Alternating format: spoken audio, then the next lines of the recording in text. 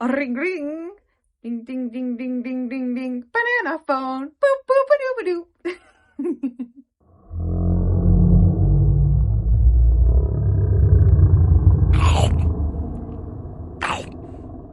Hello, my friends, and welcome back to the Shoe Eating Monster. I'm Juliana, your local shoe eating monster. Just a reminder to like and subscribe to this video /channel /podcast, wherever you're listening. Love you lots and big hugs.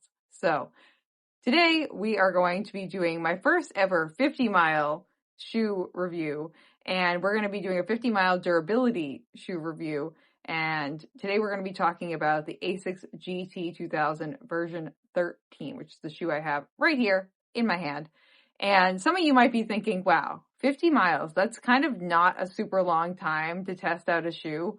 And I'm going to tell you a couple of things. The first thing is that I don't think I even need 50 miles to test out the durability of a shoe for the most part to tell that if it's going to even pass the initial durability check, because I can literally take these out for a 1 hour run, and I've had shoes that disintegrate under my feet after 1 hour. And let's just say that the Solomon Speed Cross had lugs hanging by like little strings by the time we were done. So, and that was after one run. So I really don't even need the 50 miles to confirm if this would be a shoe that's worth your time and effort, because as I've mentioned before, I run with the weight of a 500-pound man, and I really violently destroy my shoes. Uniquely destructive.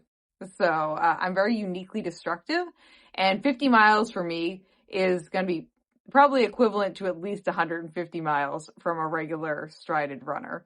We'll talk about the durability of this shoe, how it's been doing, and spoiler alert, this is a shoe that I found that is way durable, and I feel like the ultimate sleeper shoe. So let's get into the Asics GT 2013. So this is the 13th version of this shoe. That means there are 12 shoes that came before it.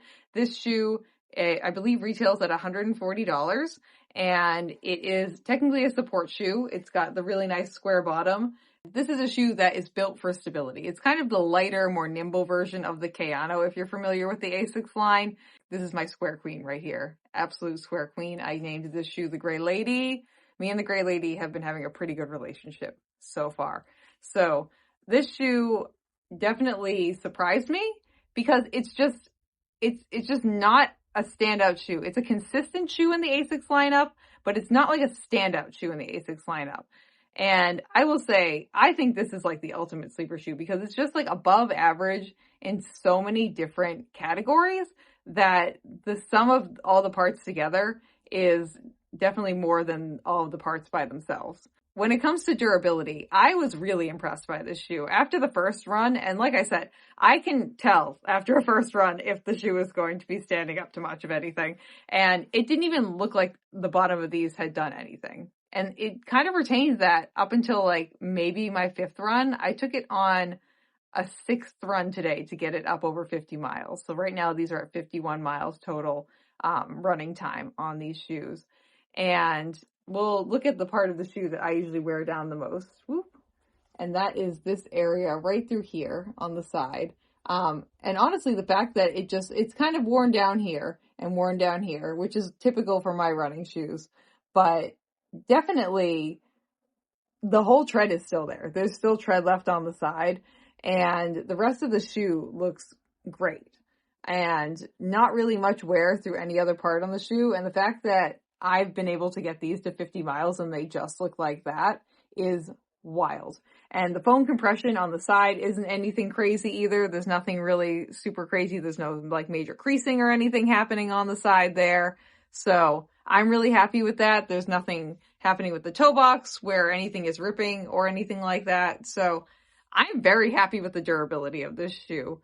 And like I mentioned, this shoe is just like kind of a little bit above average on all the different categories. When it comes to the cushioning, this is the FF Blast from Asics. So this is a different compound than was in the version 12 of this shoe. And it's just responsive enough and just cushioned enough. And it's just a nice, bouncy, snappy, like fun, but higher cushion, squishy ride that is just a little bit above where you think it would be in the best way possible. And same with the upper. The upper just breathes a little bit above average. And the stability of this shoe is just a little bit above average. And the traction of this shoe, a little bit above average. And also the durability, decently above average. So all those things combined really just, honestly, I feel like, one, make this shoe worth $140. I feel like this is a shoe you could actually pay that money for and it wouldn't disintegrate under your feet, which is good. So Shoe Monster approved on that side of things. And everything else about the shoe is just nice. If you're looking for a shoe with a little bit of stability, like I said, it's built pretty square. The bottom is nice and square. You land here and it's just like, ooh, yeah, it's nice. The back also has a nice square heel bevel to it as well, too. I don't use the heels of my shoe. We kind of already knew this, but the heel bevel would work great if you're someone also who kind of like rolls through your stride like that, as opposed to me where I just kind of hit the ground right here and then I'm like, whoop, off again. I've really enjoyed this shoe. I have been able to do a couple of faster strides in it. It's definitely not a speed day shoe, but if you need to pick up the pace, you definitely can. It's definitely responsive enough with the FF Blast that's in here, and it's decently durable. Again, the sides are not looking that bad for 50 miles at all, and the gray lady right here has really showed up and showed out. If you're looking for a decent everyday trainer that's just like, I think, the ultimate sleeper shoe, slightly above average in all categories, and pretty durable, I'd say worth $140. You can also find these shoes. I bought these shoes for about $50, I believe on Mercari, and they were fully brand new. Someone was just trying to sell them because I guess they didn't fit or something like that. So you can find used pairs of shoes. So, or not really used, but on a used shoe website as well too. So go ahead and look around. If you guys need any help finding used shoes or past loved or, I don't know, shoe orphan shoes, definitely just send me a DM, send me a message, comment down below. I'll help you out, happy to help. But that is it for today. So we will give the Asics GT 2000, I'll give it like a 9 out of 10 for durability. So 9 Shoe Monsters out of 10 Shoe Monsters for this bad boy. And because this isn't Puma grip level, like the Puma DV82, that is a 10 out of 10. This will give a 9 out of 10 because I'm going to keep running in this shoe, which is great that it even made it past the 50-mile test. Because as some of you might know, I'm looking at you, Benjamin.